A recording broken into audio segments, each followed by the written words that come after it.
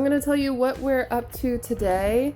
We're going to take down these cabinets before we get started. And as you can see, there's one light fixture underneath the cabinets, 2 light fixture, 3 light fixture, 4 light fixture, 5 and 6 light fixtures throughout the trailer that I want to make plans for the final lighting situation that we have going on. So I'm gonna see where this one enters in through the wall. I'm guessing it's that back wall, but I'll have at least one available for the studio space. And after I take down this cabinet, we're gonna run to Walmart and get working on the floors. Here's a before shot. You can see it was like this faux tile laminate that they used, and that wire is indeed the light fixture wire hanging out of the wall.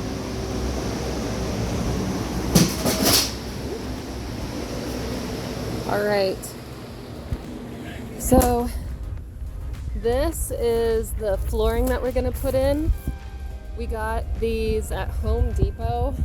Total, we paid $30 for all this flooring because they only had 5 boxes left at all, and then some of these were damaged, and we just kind of bought it on a whim when we first got the trailer because we figured for $30 we might as well give it a try to replace the floors really cheap. So let's see how it goes. So this was actually the easiest part of the entire renovation so far. All of these pieces interlocked with each other so nicely, much nicer than the tile that we used in the shower. And what we're doing now is we're kind of pre-laying it out to determine how we're going to interlock them and what pieces we're going to cut and what is going to be like the nicest, cleanest way to put it all together. So we wanted to kind of plan ahead of time how we were going to use those broken pieces to make sure that we're not cutting perfectly good pieces, because we weren't even sure if we were going to be able to cover the entire floor with just 5 boxes and one of those boxes being broken at the ends of them.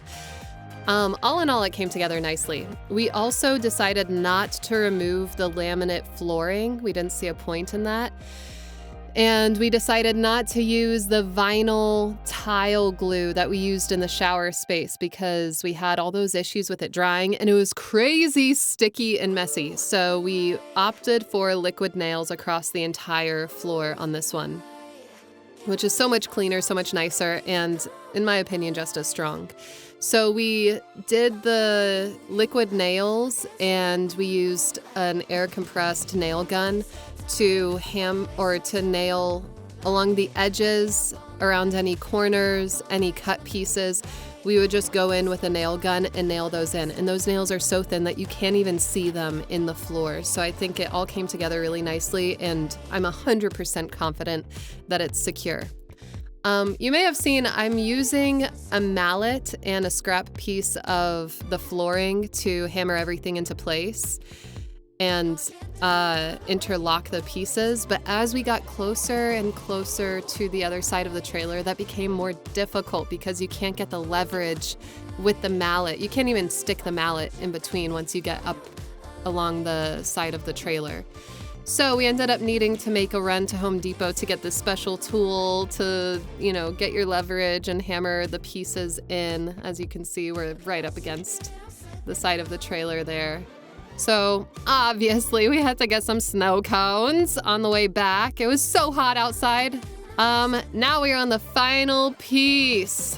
There goes the liquid nails. We're gonna get this in place. As you can see, that mallet, when we were trying to hammer things in, got all scuffed up along the kitchen space. So yeah, that initial white painting that I did at the very beginning of this project, all for naught. And then also there's that chipped area because that wood was water damaged when we bought it.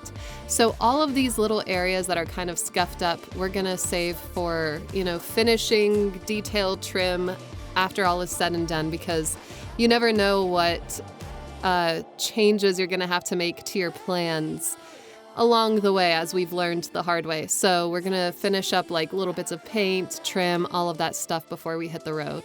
Hopefully. This is that tool I was talking about. It works decently enough.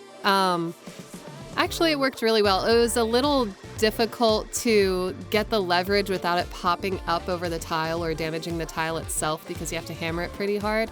But I don't know how else we would have gotten those pieces to interlock so smoothly. So that's that. All right, let's see it. Voila, it looks so beautiful. Gosh, it's so much more modern and updated and clean. I wouldn't have walked on the last floor without my shoes on. So I'm so happy with this. This is the cleanest that a project's come together, and this took us one day of work. It was Saturday. So now we're into Sunday, and instead of taking the day off, we're under a tight schedule. You can see I went ahead and hooked up the sensors to the tanks of the low, medium, high. So I pre-labeled them so I wouldn't get confused as to which wires were which. But this will tell us if our gray and black tank are full and at what levels they're at. So like I said, we're on a tight schedule. So we wanted to make sure that we got the plumbing all finished up before next week. The plumbing is relatively easy. We've done plumbing before, so we're kind of in the hang of it. The only thing is that you want to have a sense of how you're going to route things, and whenever you go to Home Depot, you just buy more than you think you need to give yourself plenty of wiggle room and flexibility, and then you just return what you don't need. And these two tanks are now routed to the outlet, so whenever we go to a dump station, we can dump it. I came inside and started working on the black tank air valve. Unfortunately, we can't put this air pipe in between any walls like we did with the gray tank and hide it out of sight. There was already a hole in the ceiling for the previous air pipe's outlet, and we didn't want to drill another hole into the ceiling because we don't want to mess with the ceiling. It's a new ceiling, and we don't want to mess with that because that needs to be watertight 100%. So what we ended up doing was just moving the pipe as close to the wall as we could, and then having it snake up to the hole that was already there.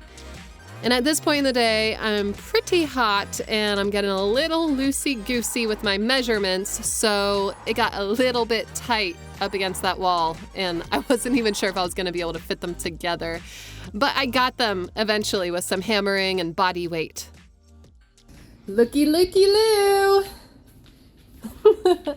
So we got our sound panels in from Gick Acoustics. These were very expensive, but they are going to be high quality, professional, and exactly what I need. So I'm not going to pull them out and show them to you now. Some of them are much heavier than others because not all of them are the same, and the sound engineer designed this specifically for my studio space. So I have some that are like a light cream, and then these have like a wooden face to them that serve a purpose. So I chose black so you can like see the contrast. But these are going to be sitting here for a couple weeks until we're ready to get the studio space set up.